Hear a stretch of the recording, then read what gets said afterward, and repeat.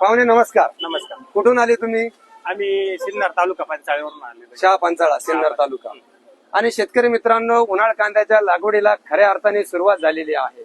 आणि मग त्याच अनुषंगाने ज्या रानात आपल्याला कांदे करायचे आहे ते रान पहिले कुठल्या पिकाचं होतं, ज्या रानात आपल्याला कांद्याची लागवड करायची आहे त्या रानात मागील वर्षी रब्बी हंगामात कुठलं पीक होतं, या अनुषंगाने मग सर्व चर्चा झाल्यानंतर भाऊंनी 10 एकर कांद्याच्या लागवडीचा बेसलचा डोस आपल्याकडे घेतलेला आहे.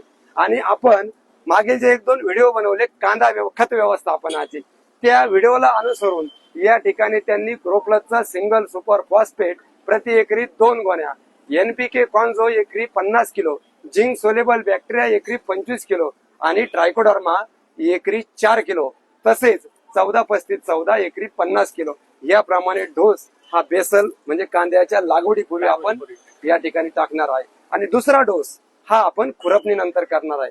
तेव्हा कांद्याच्या अचूक खत व्यवस्थापनासाठी आपल्याला यायचं आहे मौनगिरी कृषी दीपक या ठिकाणी. धन्यवाद.